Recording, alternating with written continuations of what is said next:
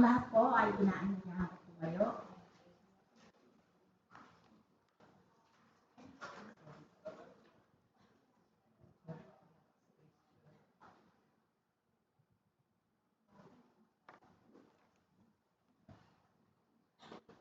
Magandang umaga po sa ating lahat.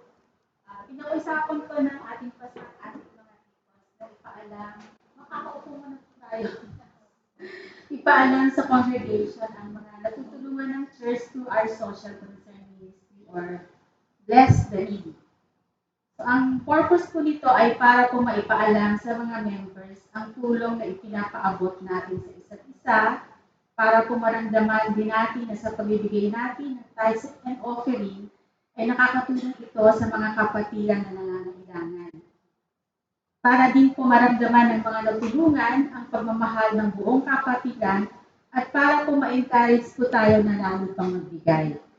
So, magmula po ngayon, or at least once a month, sisikapin po ng deacons na mag-report sa inyo ng update tungkol po sa ating Social Concern Fund or Bless the Needy. So, kung makikita niyo po sa graph, magmula po 2018 hanggang 2023, makikita niyo po yung figures na na-release po natin. Ang total po noon ay 451,783.54.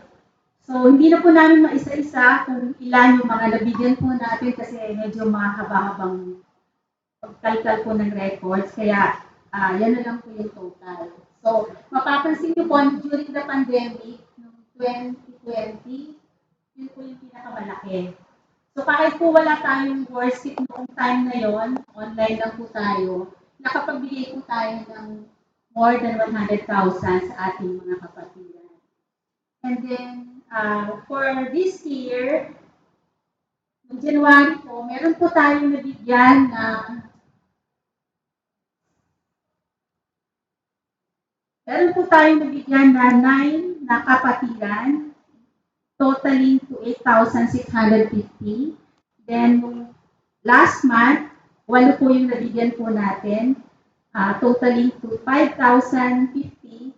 And as of March 1 to 9, ang total po na na-release na po natin para po sa 6 na members ay 3,600. So, total of 17,300 para po sa month ng January until March 9.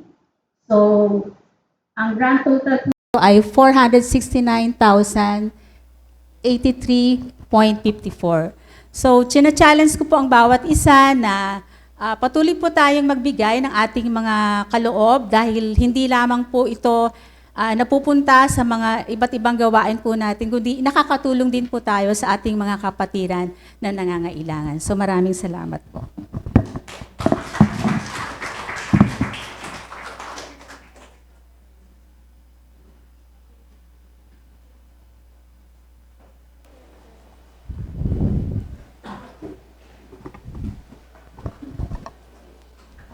Praise God po sa buhay ng bawat isa, no? Nakaka-amaze po dahil sa in-announce ni Ate Mina na tunay nga po na tayo po ay binebless, nagbe-bless tayo, binebless din po natin sila. So tayo po ay dumako sa ating scripture reading. Salamat po, no, sa pagtayo. Then ito po ang pagbabatayan natin ngayong umaga. Matatagpuan po ito sa Acts 28 verse 10. Kami na may kanilang pinarangalan ng maraming pagpaparangal at nang magsilayag kami ay kanilang nilulan sa daong ang mga bagay na kinakailangan namin. Pagpalain po ang pagbasa ng kanyang salita. Tayo po ay makakaupo na.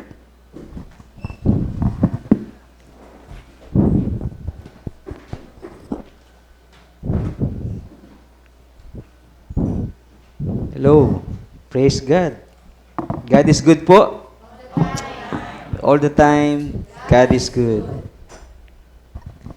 Okay.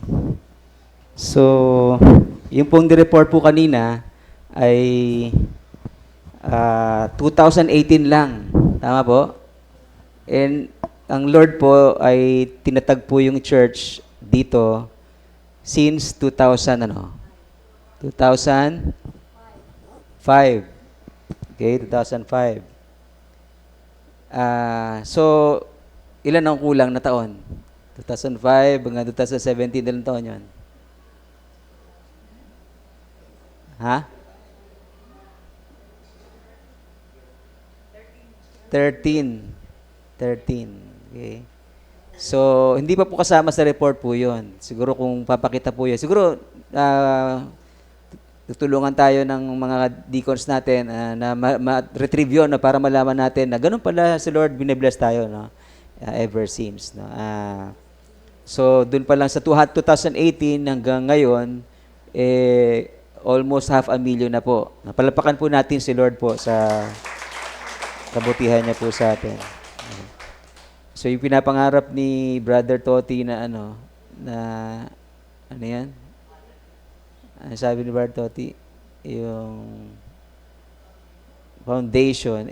Ito na yun eh. Ito na yung foundation natin, no, na nakakatulong tayo sa mga kapatiran natin na nangangailangan. Sapagkat mahal po natin ang isa't isa. Amen po? Mahal natin ang isa't isa. Okay. So, ano po kaya yung pakaramdam na ikaw ay ino-honor? Parang ngayon, parang feeling honored tayo, di ba? Kasi somehow, nakatulong tayo sa mga kapatiran. Amen po? No? Nakatulong tayo sa ating mga kapatid na nangangailangan. So, siguro, somehow meron tayong feeling na we are honored dun po sa bagay na yon. Siguro, magandang tanong din, kailangan ba tayong i-honor? Kailangan ba natin na i-honor tayo ng ating kapwa? Palagay nyo kaya? Naku, patay. Malalaman natin ito mamaya. Tingnan natin sa ating text kung ano yung sagot. Okay? Siyempre, si Lord dapat na i-honor natin, di ba? Pero tingnan natin sa ating text kung ano yung tuturo sa atin ni Lord in terms of honoring God, of course, number one, and honoring those who are honor is due. Those who are honor are due. Ganun ba yan? Okay, so tayo po sa daling manalangin. Lord, we thank you so much, Panginoon, for this wonderful day, Panginoon, na binigay niyo po sa amin to once again worship you and hear your word. Salamat po sa privilege na kami ay mapabilang sa iyong family, sa iyong kingdom, sa iyong church, sa iyong household of faith, Panginoon. At nangyari yon dahil po sa iyong biyaya sa amin, dahil sa iyong pagmamahal sa amin po, Panginoon, dahil po sa minsan sa buhay namin, narinig po namin ang iyong gospel at tinulungan niyo po kami na magsisi, Panginoon, at manampalataya sa inyong anak na si Jesus, at dahil doon, nagkaroon kami ng bahagi sa iyong kaharian, sa iyong pamilya. Kaya naman sa umagang ito, Panginoon, dalangin po namin ang inyo pong patuloy na pag-minister po sa amin through your word. As your servant, Panginoon, dalangin ko po na gamitin niyo po ako para po maihayag ang iyong salita ng may buong katotohanan at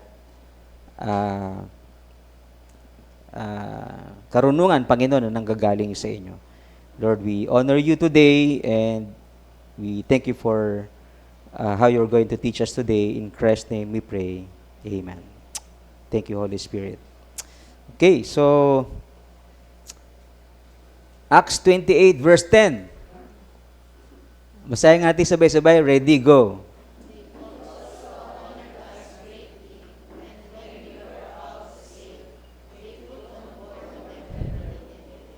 So, anong nangyari dyan? In-honor ba nila? In-honor ba yung tao o hindi? In-honor din, no? They also, anong nangyari? Nawala yung share.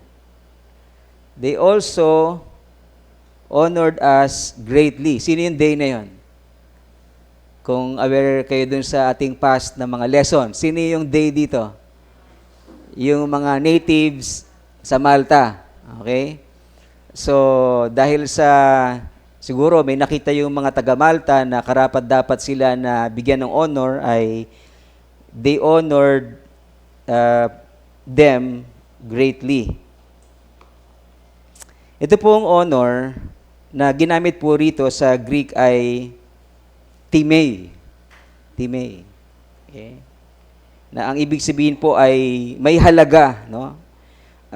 Money paid or concretely and collectively valuables, no? Isang mahalagang bagay, no? Pagpapahalaga, parang ganyan. Okay? By analogy, esteem and ano ba? Especially of highest degree or the dignity itself. Okay? So in other words, to honor a person means what? To show how much the person is of worth, di ba? Of value. Tama? Ganun natin ino-honor ang isang tao kasi siya'y mahalaga, siya'y importante, siya'y very significant, no? Napakalaki ng kanyang contribution sa kumpanya, sa pamilya, sa iglesia, no? So, siya ay valuable. Ino-honor natin siya because of his value, his worth. Meron ka bang worth? Or magkano ang worth mo? Gaano ka binavalue ng ibang tao? Another thing, to honor a person means to esteem. Ano yung to esteem? Hindi yun yung pagkapapakulo ka yung esteem. Iba yung esteem. Ano yung esteem? Ha? Ito yung karapat-dapat na bigyan yung isang tao ng isang mataas na degree and ng admiration, degree of admiration, degree of respect, di ba? Yan yung esteem. No?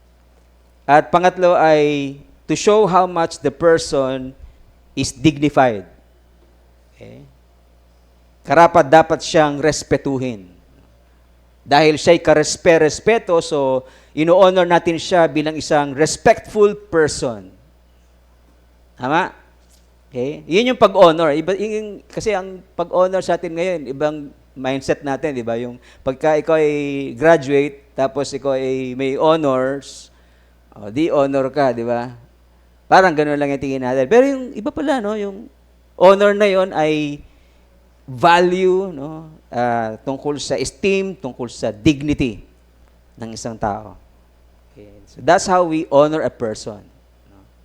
So pag may nire-respeto ka, then you honor that person, di ba? Pagka meron kang pinapahalagang isang tao, then you honor that person. Hindi yung kaya mo, pag binigyan mo, tsaka mo lang siya ino-honor, hindi ganoon. Pagka ikaw ay nagbigay ng respeto sa kanya, then you are honoring that person. Right? Pero itong mga taga-Malta, hindi lang nila matiis na respetuhin sila at sila ay bigyan ng mataas na degree ng respect and admiration, kundi nagbigay din sila, di ba, sa ating text. No? Yung lahat ng kailangan nila sa pag-alis nila at sa biyahe nila ay binigay sa kanila. Di ba, no?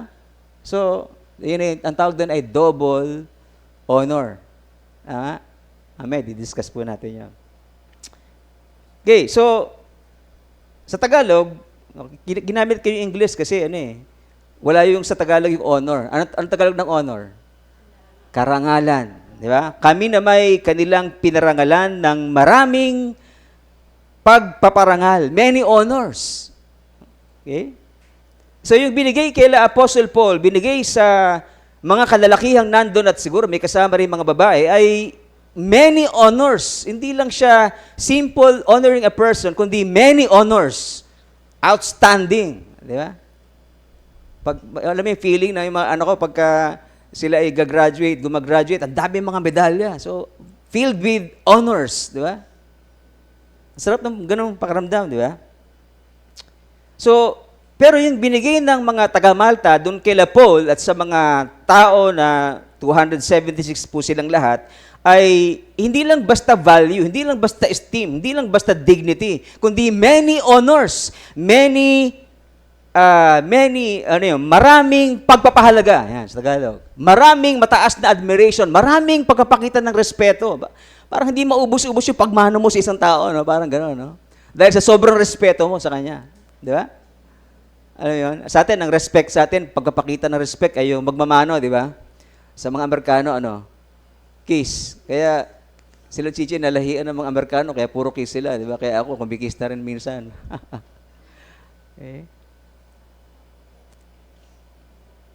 So, sinabi ni Apostle Paul, kami. Sabi niya, kami na may kanilang pinarangalan. So, ano ibig sabihin nito? Ano ibig sabihin nun? Si Luke ang nagkukwento, di ba? Kami na may pinangaralan. So, sabi ni Luke, ang sinasabi ni Luke, kami yung pinaralan, therefore, ginamit yung third person. Di ba? Ano yung third person? Ano yung third person? They, ano pa? Sa mga nagkaroon ng English, they, we, us, them. Ayan ang mga third person, di ba? So, in other words, hindi lang si Paul yung binigyan ng parangal, tama? Kundi lahat sila ay binigyan ng parangal. Now, ano yung possible reason ng pagbibigay ng maraming parangal ng mga taga-Malta kina Paul? Okay? Ano yung dahilan? Palagay nyo. Bakit binigyan sila ng parangal? Siguro nakitaan sila ng halaga, di ba? Nakitaan sila ng respeto. Nakitaan sila ng isang tao na dapat i-admire, di ba? Kaya binibigyan nila ng parangal. Okay? Well, binigyan sila ng mga taga-Malta ng many honors dahil sa sila ay mabubuting tao. Mabubuting tao. Sabihin mo sa katabi mo, mabuting tao ako. Amen. Di ba? Mabuting tao ako. Tabi mo ulit, naniniwala ka ba? Siyempre naman, di ba? Siyempre naman. Okay? So, ngayon, alam niyo ba kung paano na-sense ng mga taga-Malta yung kanilang kabutihan? Paano nila na-sense yun? Ikaw, paano mo masasense yung isang tao na siya'y mabuti? Yung taga-Malta, may paraan sila para ma-sense yun. At na-sense nila yun doon sa panahon na sila'y na-disgrasya, di ba? Na-shipwreck sila, tapos nakaligtas sila. Paano na-sense ng mga taga-Malta na itong mga nakasurvive na ito ay mga mababait na tao? Paano? Kasi, ang mga taga-Malta ay superstitious polytheists. Ano ibig sabihin yan? Superstitious polytheists. Sige nga, paki-explain nga ng mga Amerikano. May mga Amerikano tayo. Ay, hindi pala. Mga nasa Amerika lang. Ano yung superstitious polytheists? Mga Bible students, ano yung ibig sabihin yan? Maraming Diyos yung polytheist, di ba? Maraming Diyos. Sa dami ng Diyos nila, ang dami nilang pamahiin or superstition. Ay, ba? Superstitious beliefs. Yan. Okay? In other words, pamahiin sa atin yan, di ba? Yung katumbas noon. Okay? At ano yung pamahiin nila? Di ba, sabi sa text, yung mga native people, nung nakita nila yung mga, ano yan, creature, sila Paul, na hanging from his hand, they said to one another, ay, ito pala yung time na si Paul na ay nakaligtas na sila, di ba?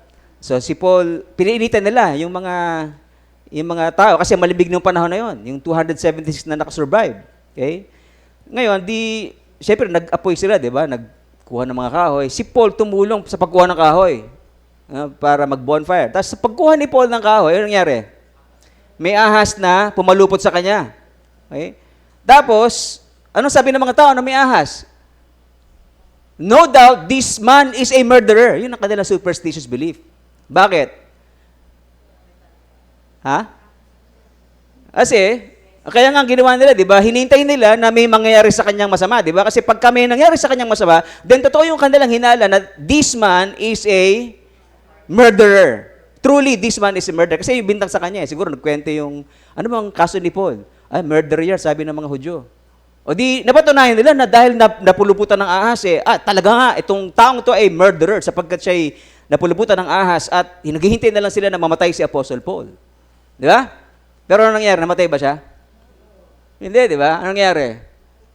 Nabuhay siya. They waited a long time and so no misfortune come to him. So they changed their minds. Di ba?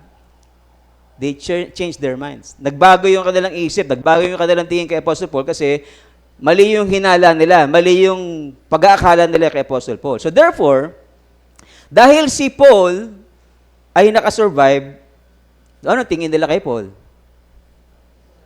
Hindi siya murderer. Di ba dapat ganon? Tama? Hindi siya murderer. So therefore, mabait siya. Tama? Yun ang kanilang tingin kay Apostle Paul. Innocent si Apostle Paul. Now, nakita pa sa inyo sa text, naka-capital J yung justice. Bakit? Kasi yung dinidiyos, isa sa mga dinidiyos ng mga Malta, taga-Malta, ay, ang pangalan ay justice. Okay? Justice. So, yung mga taga-Malta, dahil sila ay sumasamba sa isang Diyos na ang pangalan ay justice, at ang alam nila, sino man na makaranas ng misfortune, okay, justice, ano yan? Justice has not allowed them to live. Okay? Katulad dito nung sa Amos chapter 5 verse 19, sinasabi ron na nakaligtas ka nga sa leon, pero ang nakaharap mo naman ay bear. Ayun yung misfortune, di ba? O kaya, umuwi ka sa bahay nyo, tapos sumandal ka lang doon sa pader, tapos tinuklaw ka na ng ahas. Yun ang misfortune para sa kanila. Parang gano'n yung pananaw nila. So, pag ikaw ay nakaranas ng misfortune, then justice has not allowed you to live. Sapagkat ikaw ay masamang tao na karapat dapat mamatay. O natin? Pero dahil itong 276 nito ay nabuhay, okay, so anong tingin ng mga taga-Malta? Pati yung mga prisoners, ha? Di ba yung mga prisoners, sila ay may kaso, di ba? Pero dahil sa kanilang simpleng pananaw, no? At maling pananaw yon, di ba? Sapagkat pamahain lang nila yon. Inisip nila na ang mga taong ito ay mabubuti. Bakit? Sapagkat yung Diyos nila na justice ay pinahintulutan silang mabuhay. Therefore, mga innocent to. Mga mabubuting tao ito. Ha? Nakuha natin yung point? Kaya pala ganun sila ka-kind sa mga taong ito. Kahit sila yung mga strangers, hindi sila natatakot na lapitan sila sapagkat alam nila na iniligtas sila ng kanilang Diyos na ang pangalan ay, ano? Justice. Okay? Justice allowed them to live. Okay? Now, meron pong konting malikot na sitwasyon dito, no? Sapagkat naniniwala po tayo na, o hindi tayo naniniwala sa swerte o malas. Tama? Hindi tayo naniniwala doon, diba? Swerte o malas. Huwag kang maniwala sa swerte, malas yun. Naniniwala ka pa rin. Okay. So, yung mga taga-Malta, parang naniniwala sila sa malas sa kaswerte, di ba? Kasi sinuwerte itong mga taong to, kaya sila nabuhay, di ba? Sapagkat sila ay tinulungan ng ating Diyos na ang pangalan ay ano? Justice. Okay? Ikaw, naniniwala ka pa ba sa malas sa kaswerte? Naniniwala ka ba? Sa malas sa kaswerte?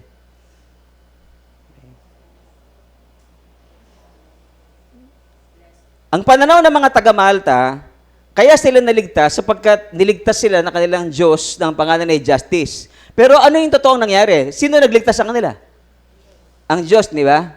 Tama? Sapagkat alam natin yung kwento, di ba, na si Paul ay pinipigilan sila na maglayag sapagkat bagyo ng time na yun, pero pinilit pa rin ng pilot, no? At saka nung may-ari ng barko na sumulong, kaya sila ay napahamak, di ba? Pero nangako ang Diyos na ililigtas ko kayo, sabi niya, di ba? Huwag kang mag-alala, Pablo, sapagkat ililigtas ko kayo. Alang-alang sa'yo, sapagkat meron akong plano sa'yo, di ba?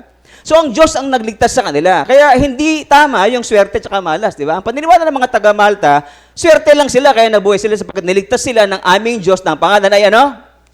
Justice. Okay?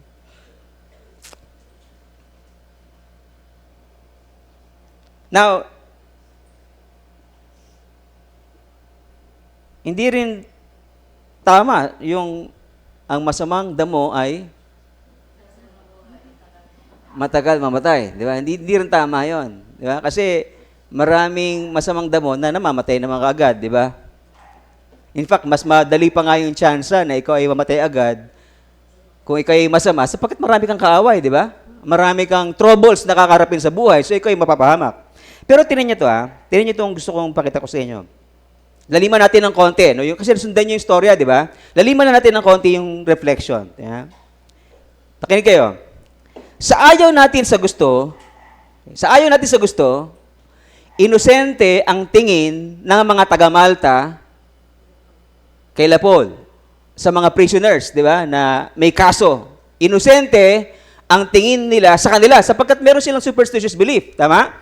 At ayon sa kanilang superstitious belief, swerte sila, nabuhay sila sapagkat sila'y iniligtas ng Diyos na ang pangalan ay justice. Okay? Now, dahil na-get niyo yung point na yun, try mo lang na imagine na ikaw ang isa sa mga prisoners. Imagine mo, ako ang isa sa mga prisoners na yon. Tapos, ang totoo, talagang may kaso ka. No? Meron kang kaso na guilty ka sa ginawa mong crime. Ay, posible yun, di ba? Sapagkat pamahiin lang naman yan. Akala nila, inosente lahat. Pero meron doon, sigurado, na talagang guilty of his or her crime. Tama? Okay. Palagay mo, ikaw yung criminal na yon na guilty of a crime. Guilty of a crime. Pagka guilty of a crime ka, ano yung feeling nun? Ano yung tingin sa iyo ng ibang tao? Masamang tao, di ba? Ano pa? Karapat dapat pamatay, di ba? Karapat dapat layuan, karapat dapat na takbuhan, di ba? Iwasan. Sapagkat ikaw ay masamang tao. Pero ano yung ginawa ng taga-Malta? Ang ginawa ng mga taga-Malta ay tinanggap siya. Di ba? So, imagine mo yung sarili mo na isa sa mga bilanggong yon, no? Isa sa mga presong yon. Ano kaya yung mararamdaman mo, no? Alam mo kung ano yung ginawa mong kasalanan, pero bakit ganito yung mga taong ito na taga-Malta, no? Malinis ang tingin nila sa akin. Hindi nila ako pinandidirian. Hindi nila ako iniiwasan. Hindi nila ako nilalayuan. Bagkos heto, malamig ang panahon, ako'y giniginaw, pinainitan nila ako. Okay? At bukod doon, kasama ako sa winelcome nila at pinatuloy sa kanilang bahay kahit ako'y isang kriminal. Hello? Ako'y isang mamamatay tao, and yet itong mga taong ito taga-Malta ay hindi ako pinandidirihan. Tinanggap ako bilang isang tao na parang walang kasalanan, inosente sa lahat ng ginawa ko. At hindi lang yun, no? Pagka uwi namin, bago kami umuwi, kasama pa ako sa binigyan nila ng honor roll. In-honor nila ako na bilang isang respectful person. In-honor nila ako bilang isang tao na karapat dapat ng admiration. Nakita nyo? Right? Wow.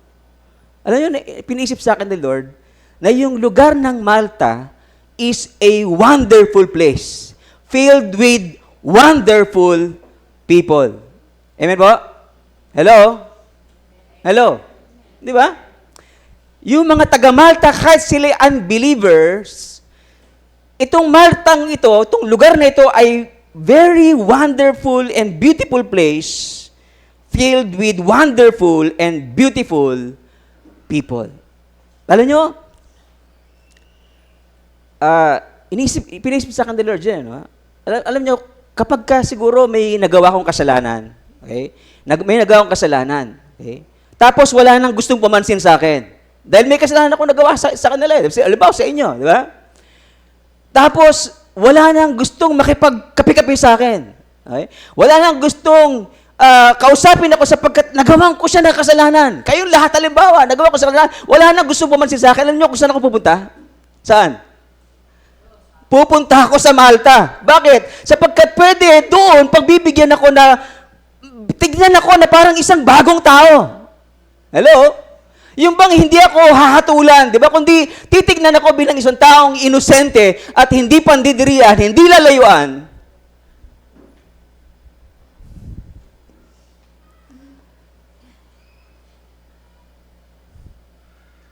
Nakuha natin?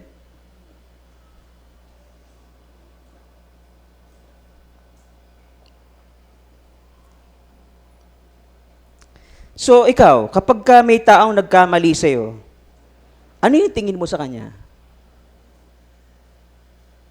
Marumi na ba siya agad? Ayaw mo na siyang makita? Ayaw mo na siyang maka-fellowship? Ayaw mo na siyang puntahan?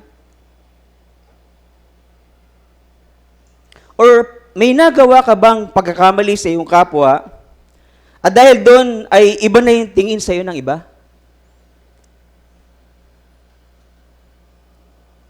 Pinandidirihan, iniiwasan, nilalayuan.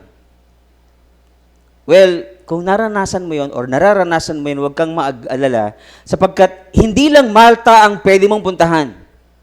Hindi lang Malta ang pag-asa mo. Si Jesus ay hindi ka pandidirihan sa iyong karumihan. Si Jesus ay hindi ka iiwasan. Si Jesus ay hindi ka lalayuan. Mismong sa iyong karumihan, ikaw ay kanyang handang lapitan. Kaya huwag kang magpakalayo sa Kanya. Puntahan mo siya. Tumakbo kang palapit sa Kanya. At sa paglapit mo sa Kanya ay magpakumbaba ka, aminin mo sa Kanya ang lahat mong kasalanan, hilingin mo sa Kanya ang kapatawaran, at matapos mong gawin ito, ay huhugasan Kanya ng Kanyang dugo. Lilinisin Kanya sa lahat ng iyong mga kasalanan. At ipagkakalob niya sa iyo ang karapatan na maging anak ng Diyos. Palapakan natin ang Panginoon. At kung matapos na nagawa mo yun sa iyong buhay, no, sinuko mo yung buhay mo sa Panginoon, binago ka na ng Panginoon, and yet yung mga tao ay, ang tingin pa rin sa iyo ay marumi. Pero ang Lord, tinitignan ka ngayon bilang isang bagong nilalang. Wala na ang lumang pagkatao. Isa ka ng bagong buhay sa Kanya. At ang ipaparanas niya sa iyo ay isang bagong buhay sa Kanyang piling. Amen po? Palapakan po natin ang Panginoon. Now, kung may mga tao pa rin, if ever, na marumi pa rin ang tingin sa iyo, sa kabila ng tinanggap mo na si Kristo, at tinanggap ka niya bilang kanyang anak, ang ating amang Diyos Ama, may isa pang lugar na pwede mong puntahan bukod sa Malta. Saan yun? Palagay niyo, saan yun? Sa SM? Magliliwa-liwa ka sapagkat wala pumapansin sa'yo? Doon ka pupunta sa sports complex sapagkat walang pumapansin sa'yo? Mag-isa kang mag-exercise doon? Punta ka sa basketball court, maglalaro ka at wala kang kalaro? Saan ka pupunta? Saan pa pwede pumunta? Na kung saan doon ay welcome ka? Saan? Starbucks? Sa church, di ba? Church. So, dagdag natin to, no? Itong keywords na to. Church. A wonderful place filled with wonderful people, parang langit dito sa lupa. Amen po? Naniniwala ba kayo na ang church ni Lord ay dapat ganito? Ang tanong, nagiging ganito ba? Wow, praise God. May nag-amen. Yung ibang dududa, di ba? Kasi may nag-aaway-aaway para sa church, di ba? Meron parang hindi nagpapansin sa church, di ba? Kaya nga, ang gulo ng church minsan, di ba? Kaya, ko sa inyo, pag-isip-isipan nyo kung magpapastor kayo. Kasi maraming magulong relasyon, di ba? Sa loob ng simbahan. Tama? Well, pero hindi dapat gano'n ang church, di ba? Sapagkat ang church ay dapat filled with wonderful people, a wonderful place for those who are hurting. Amen? Okay? Isama na natin yung pamilyang Kristiyano dyan, di ba? Ayan ang pwede mong puntahan. Amen po? Why? Dahil ang church ng Panginoong Hesus ay isang komunidad na itinayo niya, hindi lang para maging katulad ng Malta, okay? Kundi para maging katulad ng langit dito sa lupa. Amen po? Napuno ng mga mabubuting tao, wonderful and beautiful people. Welcome ka dito dahil lahat ng narito ay makasalanan na pinatawad sa pamagitan ng biyaya ng Diyos at pananampalataya sa kanyang anak. Welcome ka dito sa pamilyang Kristiyano dahil lahat ng narito ay dating marumi na nilinis ng Diyos sa pamamagitan ng kanyang dugo.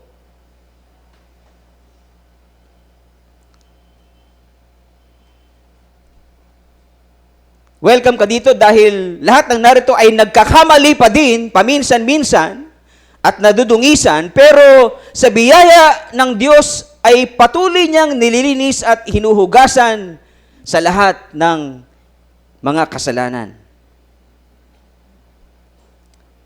Lahat ng narito ay binigyan ng Diyos ng isang bagong buhay na ang tingin ng Diyos ay iba na. Kumpara dun sa mga ibang tao na ang tingin sa atin ay marumi pa rin hanggang ngayon, ang Diyos natin sa church na ito ay tinitignan niya tayo bilang kanyang anak na sa kabila ng karumihan natin ay minamahal tayong patuloy, inililinis sa ating karumihan tuwing tayo lumalapit humingi ng tawad at hinuhugasan sa lahat ng ating mga kasalanan.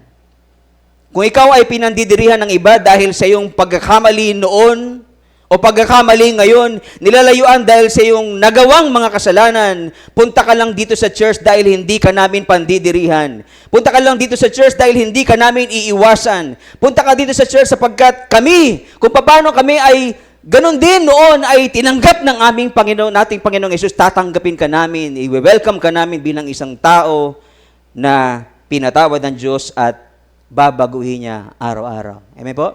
Palapakan po natin ang Panginoon. Basta siguraduhin mo lang na pinagsisihan mo na ang iyong mga kasalanan. Basta siguraduhin mo lang na humingi ka na ng tawad sa ating Panginoon. Basta siguraduhin mo lang na sinuko mo na ang buhay mo sa Diyos at tinanggap si Jesus bilang iyong Panginoon at tagapagligtas at ipangako mo din. Mangako ka din. Okay?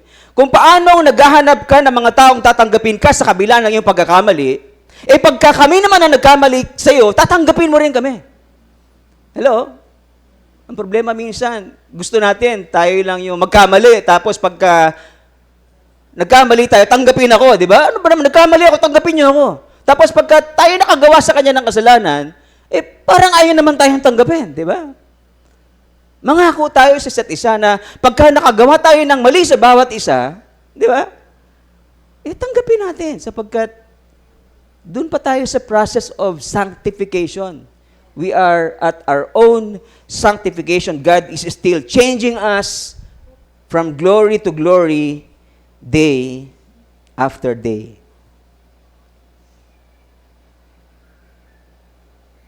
Gusto mo ba ng ganitong church? Wonderful place filled with wonderful people? Gusto mo ba yan?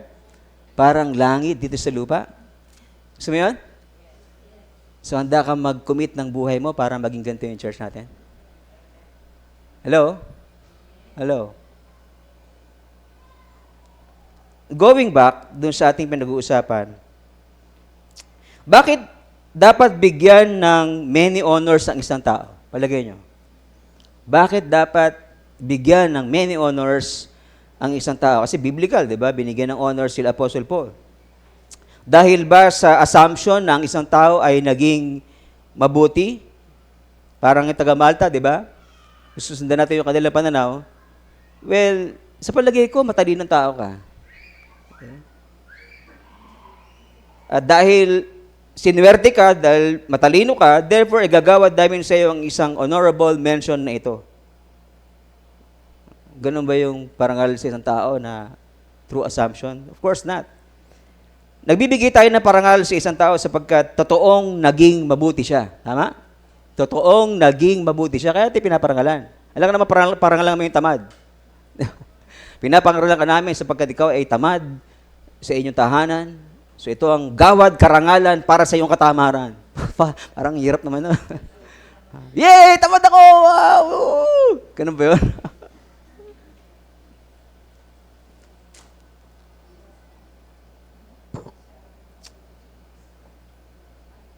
Pero hindi lang naman talaga siguro mukhang assuming lang yung mga taga-Malta sapagkat alam natin no, na si Pablo ay may ginawa. Di ba? Na nakita nila. Anong ginawa ni Apostle Paul? Na nakita nilang kabutihan. Pinag-pray yung tatay nung chieftain, di ba? Tapos gumaling. Tapos nung malaman ng mga taong meron siyang kapangyarihang magpagaling, pero ang Diyos ang bibigyan ng kapangyarihang yon, dinala lahat yung may sakit, di ba? At siya'y pinag-pray sila at gumaling sila. So nakita ng mga tao na totoong si Apostle Paul ay hindi lang talaga murderer, kundi isang Diyos nga ang tingin sa kanya. Di ba? Pero siyempre, kinukorek ni Apostle Paul yun within 3 months na nandun siya. Di ba? Nakita nila kay Apostle Paul na ang taong ito ay mabuting tao sapagkat kinakalinga niya ang mga may sakit. Amen? Meron siyang malasakit sa mga may sakit. Meron siyang malasakit sa mga needy. Tama? Parang kayo na nagbibigay ng inyong mga ikapu at handog para sa kapakanan ng mga may hirap.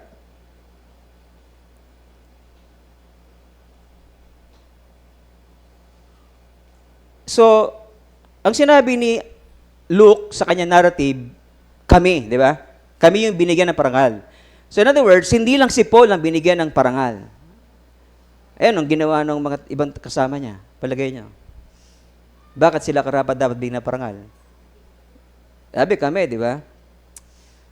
Well, wala tayong idea sapagkat di kinibenta ni Luke, di ba? Pero dahil si Julius na isang centurion ay may mga soldiers, tapos yung mga prisoners ay iba na yung tingin ng mga tao sa kanila, di ba? Mabubuting tao. Lahat sila siguro nagtulong-tulungan. Siyempre, ilang buwan sila? 3 buwan. 276 sila. Sinong papakain sa kanila? Yung taga Malta, di ba? Pero siyempre, sa kahihiyan nila, I believe, tutulong yun sa paglilinis man lang, pagbabungkal, pagtatanim, di ba? Alam ko, ganda ng ginawa nila. I'm sure. Sapat nakakaya naman, napakainin ka lang, di ba?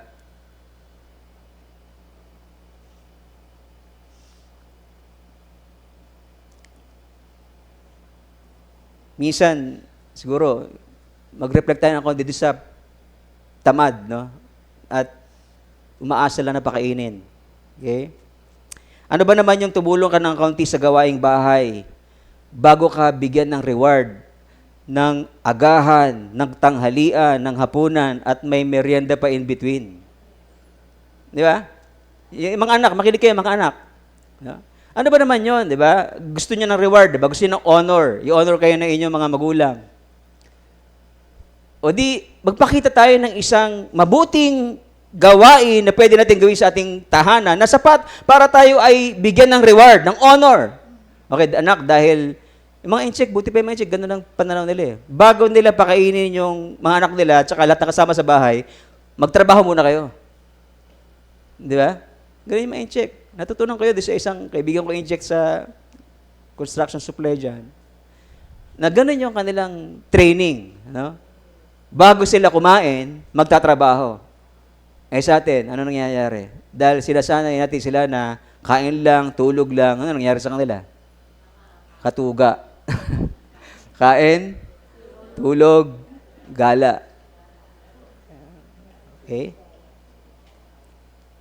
O kaya, magdagdag ka man lang, di ba? May trabaho ka na, magdagdag ka man lang sa pangbayad ng kuryente, di ba? Ng tubig, ng renta, di ba? Para naman, bigyan ka ng karapat-dapat na reward sa iyong kabutihan. Di ba? Pastor, nagbibigay naman ako ng dagdag na tulong sa family. Pastor, ako naman, nagwawalis naman ako. Naguhugas nga ako ng pinggan eh. Pero, puro lang sermon kasi. Sermon. Well, daming babaguhin ni Lord sa atin, no? Diba? Daming dapat baguhin ni Lord sa atin. Ugali, no? Pananaw, pag-ibig sa isa't isa, malasakit sa bawat isa, malasakit sa ating mga magulang, kapatid, at sa iglesia. Well, binabago tayo ni Lord araw-araw. Amen po? So, pwedeng baguhin ni Lord yung ugali ng pagiging tamad. No? Pwedeng baguhin ng Lord yung ugali ng mga magulang na puro sermon, di ba? Walang encouragement. No? Pwede naman tayo manermon, di ba? Pero, i-lift up naman natin yung ating mga anak. I-lift up natin. Anak, yung pag-aaral, sa ikabubuti mo. Okay? Yung paglilingkod kay Lord, sa ikabubuti mo. You cannot miss both. Okay?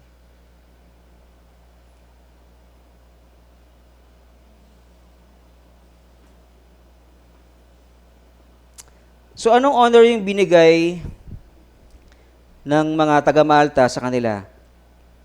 Value, esteem, and dignity. Maraming pagpapahalaga, maraming mataas na admiration, maraming pagpapakita ng respeto. Paikliin natin to sa salitang honor. Honor. Sabihin natin, honor. Honor.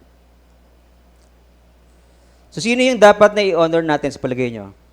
Wala na si Paul, di ba, para bigyan siya ng honor. Sino sa palagay nyo sa panahon natin ang karapat dapat bigyan ng honor? Kung hindi many honors, kahit honor lang. Diba? Kahit di maraming honor, yung counting honor, counting value, counting esteem, counting dignity. Sino yung karapat dapat na bigyan natin sa panahon natin ngayon? Number 1, honor our what? Pastors and elders. I-honor natin ang ating mga pastors and elders. Sabi po sa 1 Timothy chapter 5 verse 17, let the elders and or pastors, palaging ganyan po sa Biblia, synonymously ay ginagamit po sa Bible yan, let the elders and or pastors who rule well be considered worthy of double honor.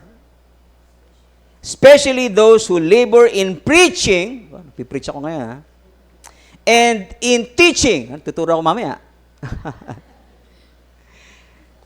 So, ano gagawin nyo sa amin? Honor your pastors and elders. Thank you, Lord, ha? At nadaanan namin to. Kasi, pangit naman kung ipupush ko sa inyo, di ba? In-honor nyo naman ako, di ba? Si Lord nagsasalita ngayon, di ba? Sa ating text. Honor your pastors and elders. Anong klaseng honor yon? Value, esteem, and dignity. Okay. Pero ang sabi diyan, hindi lang ano yan? Value, esteem, dignity. Hindi lang ganun kasi double honor. So, value, esteem, and dignity. Di ba? Double honor, di ba? O kaya, wag lang love. Meron ding gift para kompleto, di ba? Love, gift.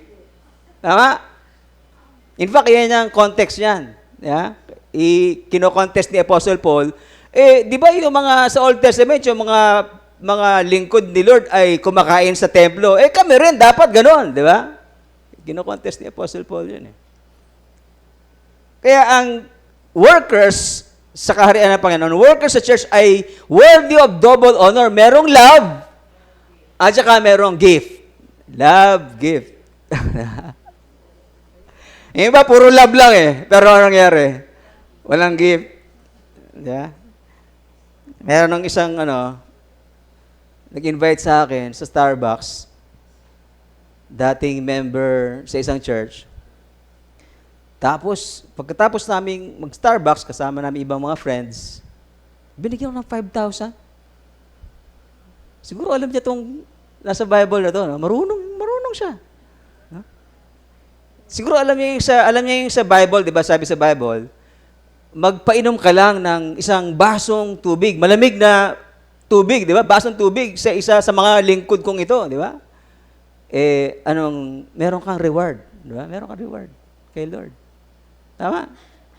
Siguro alam niya yun, kaya ganon siya magbigay ng honor sa mga pastors.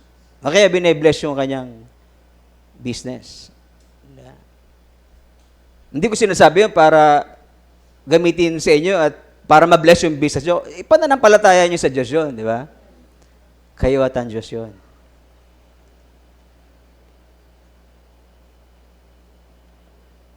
Ano pa? Sino pa yung honor natin? Palagay nyo. Gusto ni Lord na i-honor natin. Honor those whom honor is owed. Yan mismo yung nasa Bible Tingnan natin. Romans chapter 13 verse 7. Basahin natin sabay-sabay. Ready? Go!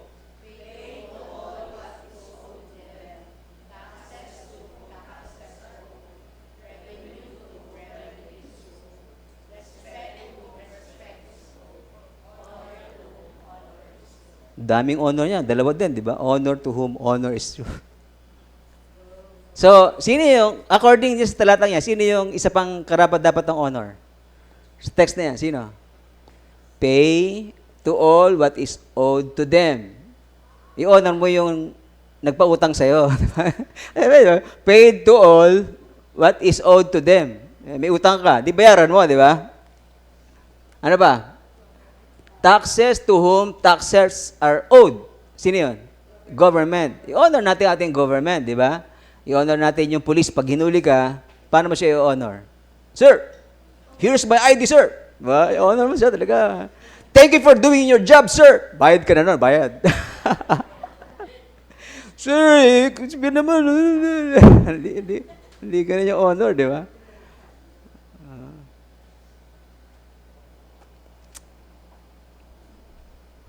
Sino pa ang honor natin? Yung sinabi nyo kanina. Honor our government, honor our parents. Okay. Sabi ni Lord sa Matthew 19:19, honor your father and your mother. Anong klaseng honor yon? Value.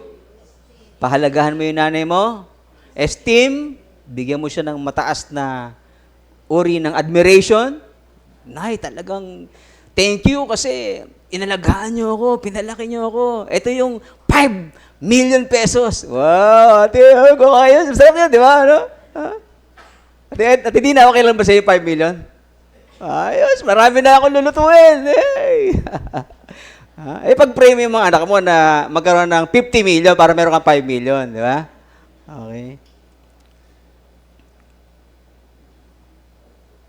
Sabi sa 1 Timothy chapter 5 verse 1, huwag mong pagwikaan ang matatanda. Do not rebuke the elders. Okay? Ang ginagawa natin sa elders natin?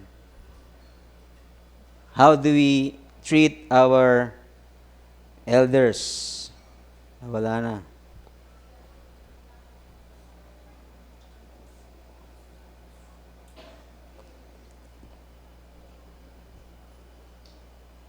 Paano? Tinitreat ba natin ating mga parents with respect? Binavalue ba natin sila? Atin ba silang binibigyan ng tamang respeto? Sino pa yung dapat nating i-honor? Letter C. Honor our widows. Sino yung mga widows? Sa kamay! Widows! Sino yung mga widows natin dyan? Ate Sally, si Ate Tessie, si Nanay, widow. Okay. Si Ate, ano ba? Widow. Mercy. Ate Tita, widow. Yan. Dapat i-honor kayo. Halika kayo, honor namin kayo. Okay.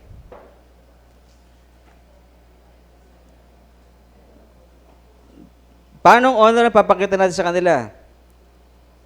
Ano dapat gawin sa mga widows? Palagay nyo. Alam nyo, pinapangarap, may nangangarap sa atin na isang member na merong yung mga sa mga bata. Ha? Hindi, iba yung parsonage. Parsonage ba yung tawag, no? Kinikater yung mga bata na walang mga pamilya. Dapat pati yung orphanage na pwede rin sa mga elderlies na walang magulang. Sabi sa 1 Timothy chapter 5 verses 3 to 5, honor widows who are truly widows. Sino yung truly widows na binabanggit ni Apostle Paul sa 1 Timothy chapter 5? If a widow has children or grandchildren, let them first learn to show godliness to their own household and to make some return to their parents. So, payback time, di ba? For this is pleasing in the sight of God. So, ang truly widow na tinutulungan ng church ay yung wala ng pamilya. Okay. Sabi ni Lord sa Bible, let yung mga children and grandchildren take care of them. Okay. Yun lang mga wala.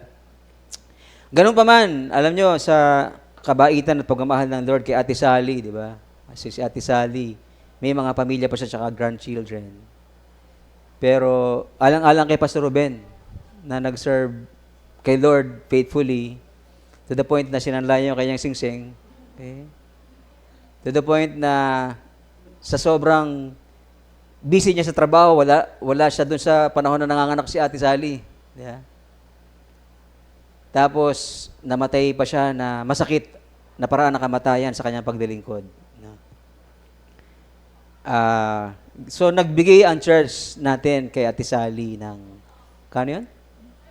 2,500 monthly para, kasi, biro mo, yung Pastor Ruben, hindi nabigyan ng church ng social security system. So, kahit pa paano, meron tayong binibigay. Kahit si Ate Sally ay may mga anak pa, may mga grandchildren pa, na pwede tumulong sa kanya, because of Pastor Ruben, nagbibigay tayo para sa kanya ng, dapat tanggapin niya, di ba, somehow na social security system. Di ba? SSS. Bakit? Kasi honor the widows. Okay? Honor the widows. Ano pa? Sino pa honor natin? Honor our church leaders and volunteers. Okay? Dapat church volunteer leaders and church volunteer workers. Anong honor ang dapat bigay sa mga pastors? Ay, di ba? Sa ating mga workers, anong honor ang dapat ibigay sa kanila lahat? Value, esteem, and dignity. Sapat na pagpapahalaga, pahalaga natin ang bawat isa. Sapat na mataas na admiration. Praise God sa buhay mo kasi kung wala ka dito, walang tutugtog, di ba? Salamat kay Lord, nandito ka. Palagi ganon. Una kay Lord, salamat kay Lord kasi andito ka. Salamat kasi andito ka. Wala na si Lord, diba, sa picture. Salamat kay Lord kasi andito ka. And dignity, sapat na pagpapakita ng respeto. Pero syempre, di ba, sino yung gusto natin talagang bigyan ng honor? Ang Diyos. Honor God. Sabi sa John 5:23, that all may honor the Son, just as they honor the Father. Hindi natin kinakalimutan niya. We honor God, we honor Jesus Christ, we honor the Father, we honor the Holy Spirit na ating triune God. In closing, again, sabi ni Luke sa kanya narrative, they honored us with many honors. Many honors. Gusto kong i-take note to. No? Tingnan niya mabuti. Ha? Si Paul, lalaki, di ba? Binigyan ng many honors. Si Julius na centurion, mayroon siyang soldiers na kasama, binigyan ng many honors. Yung mga prisoners, marami doon, siguro lalaki, binigyan sila ng many honors. Iba pang mga nakasakay sa barko, lahat sila, 276 people, all in all, they received honors. Many honors. Okay. Pero karamihan lalaki. Karamihan lalaki. Siguro yung mga babae, baka kukunti lang kasi kung maraming babae, baka ang hirap lumangoy, di ba, sa time na yun, di ba? Baka ang hirap sagipin noon, di ba? Baka mamatay pa silang lahat. Karamihan yan, lalaki. Okay? So, karamihan sa binigyan ng honor sa kanila ay mga kalalakihan. Sabihin nga natin, mga kalalakihan. Tingnan niyo yung mga kalalakihan natin. Nasaan? Mga kalalakihan. Okay? Ako, kaliliitan. Sila kalalakihan. Malalaki sila eh. Okay? So, tandaan natin yung word na honorable men. Honorable men. Sabihin natin, honorable men. Okay? Alam nyo ba, bigyan ko lang na kayo reminder, no? Alam nyo ba, ang mga kalalakihan ay target ng kaaway para masira ang pamilya. Agree? Agree? Ang tatay, ang lalaki, ang target ng kaaway para masira ang pamilya. Bakit? Sa oras na magawa ng diablo na ang lalaki ay maging unfaithful sa kanyang asawa, wasak yun, di ba? Sa oras na ang lalaki ay maging lasenggero, ano mangyayari sa pamilya? Adik, ano mangyayari sa pamilya? Wasak yun, di ba? Pero sino may kapakanan lahat ng yun? Ang diablo at ang lalaki na pinagbibigyan ng diablo. Di ba? Ano ba? Reminder sa atin. Kapag nasira ng kaaway ang pamilya, ano mangyari? Apektado yung church, di ba? Asan yung mga kalalaki natin? Kasi, ang dyablo hindi tumitigil na itargetin ang mga kalalakihan. Okay? So, pero ang mga kababaihan, anong nangyari? Pagdating sa kababaihan, sila ay actively involved in the ministry. Diba? Talagang sa picture natin sa every week, ang dami nilang bina-Bible study ng mga kababaihan po natin. Very honorable women. What God is looking for today is honorable men. Honorable men. Kaya pakiusap ko sa mga kababaihan ito. To all honorable women. Okay, yung mga mag-aasawa babae, pwede rin to. Mga mag-aasawa pa lang, bibigyan ng Lord bukas. Bukas na ba gusto nyo? Next week? Oh, next week. Sa mga honorable women, please, submit to your husband. Baka kaya yung iba, hindi nagsisimba kasi, hindi naman sasabit sa akin ang asawa ko. Paano pa ako magsisimba dyan? Iinis nga ako sa asawa ko eh. Submit to your husband. Okay, ano ba? Honorable women, serve your husband. Hindi lang love your husband. Honey, I love you. Ay, ako, maswerte ako. Malas, di ba malas yung may swerte? Hindi naniniwala. Mapalad ako kasi meron ng I love you, honey. Meron pang subo sa akin. Di ba? Kabisi ako, sinusubuan pa ako eh. Talaga naman, no? Serve your husband. Pag-uwi ng bahay, huwag sermon ng salubong, di ba? Pag-uwi ng bahay, dapat, akin na yung sapatos mo. Medyas mo. Di ba? Serve your husband. Okay? Para pagka naramdaman nila sa inyo, makapunta na nga ng church. Wow, di ba? Pray for your husband that they will honor and serve God. Yeah? Pinapag-pray ba natin sila na i-honor nila ang Diyos at sila yung mag-serve sa Diyos? Okay. So, ito yung tandaan natin tatlong words. Church, a wonderful place filled with wonderful people, parang langit sa lupa. Honor. Honor God and to whom honor is due. And honorable men. Pray that our men will be honorable man. No? Actively involved in the church, honoring God, and respectful of others. Tayo po tumayo lahat, tayo manalangin.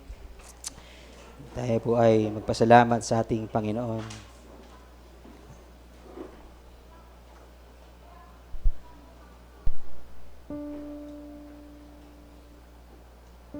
Lord, we thank you so much, Lord, for this morning, for your message to each and every one of us. May mensahe ka para sa mga kababaihan, may mensahe ka para sa mga kalalakihan, may mensahe ka sa aming lahat, Panginoon, sa mga kabataan na dapat i-honor ang kanilang mga magulang.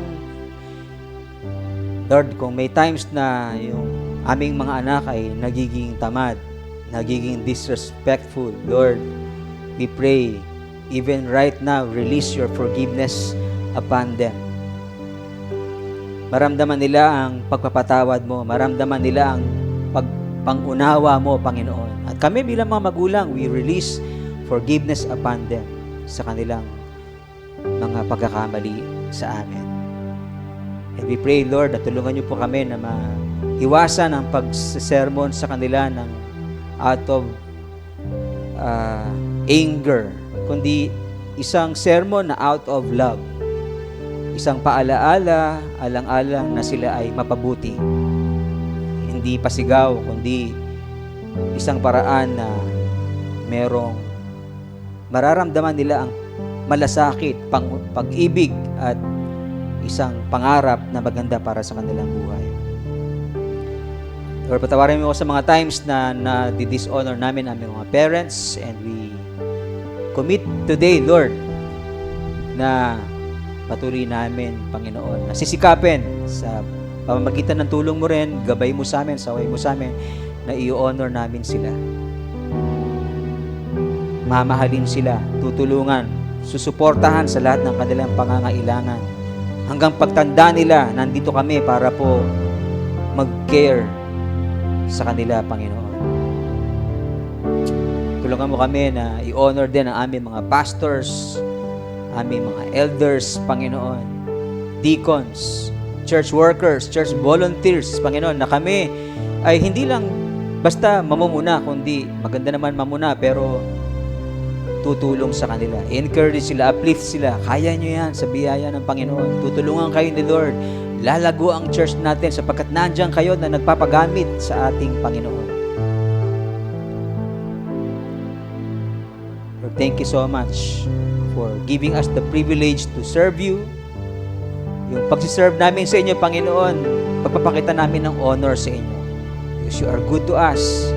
You loved us and you keep on loving us, Panginoon. Yung mga needs namin sa buhay na ito patuloy mong pinagkakaloob. Kaya naman, ipapasalamat kami sa inyo. Humihiling din, Panginoon, na patuloy mo kaming pagpalain sa aming mga pangangailangan. Meron sa amin, naghihikahos doon po sa Quezon. Meron pong isang member na kanyang anak ay halos malamlam na ang kanyang itsura. At salamat sapagkat tinuruan nyo kami na mahalin siya, tulungan siya, Panginoon, at maramdaman ng bawat isa sa amin ang pagmamahalan sa isa't isa.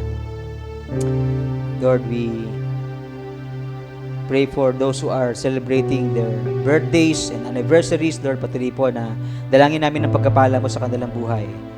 Ang pagkapala mo sa kanilang pamilya, Panginoon. Sa mga may negosyo, we pray for your blessings to be upon them. Wisdom and favor, Panginoon, pagkaloob niyo po sa kanila. Sa mga nasa abroad, Panginoon, ingatan niyo po sila.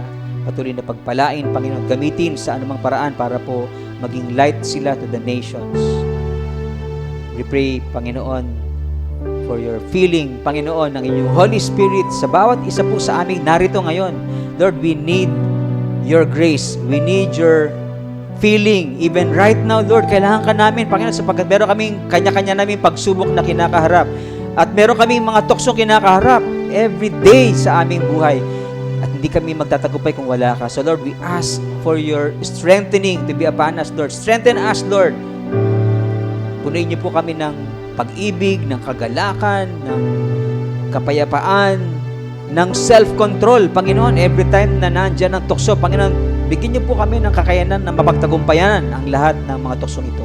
At kami naman sa aming parte ay magpapasakop sa inyo, makikinig sa inyo, sa inyong mga saway, sa inyong mga gabay upang sa gayon mangyari ang magandang kalooban mo sa aming buhay na kami baguhin mo, Panginoon. Maalis sa amin ng katamaran, maalis sa amin ng sama ng loob, Panginoon, upang sa aming tahanan mapuno kami ng pagpapatawaran, pag-iibigan, pagtutulungan.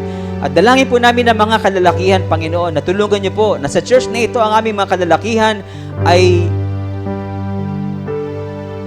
maging malapit sa inyo, Panginoon.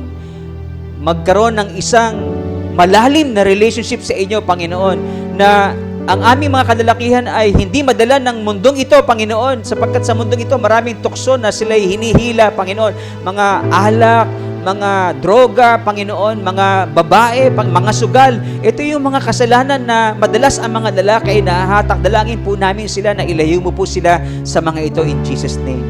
Tulungan mo sila, Panginoon. Gabayan niyo sila, pangunahan niyo sila, sabihan niyo po sila, paalalahanan patuloy, Panginoon, nang sa gayon ay marinig ka nila at eventually ay magsisi, sumunod at maglingkod sa inyo, Panginoon. Lord, thank you so much.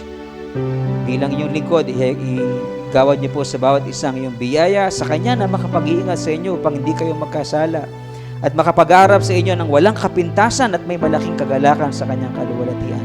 Sa isang Diyos na ating tagapagligtas, sa pamagitan ng ating Panginoong Jesucristo, sa Kanya ang kapurihan. Lord, yours is the glory, the honor, the praise, kadakilaan, kapangyarihan, mula pa nung unang, ngayon, at magpakailanman. And all of God's people say, Amen. God bless everyone.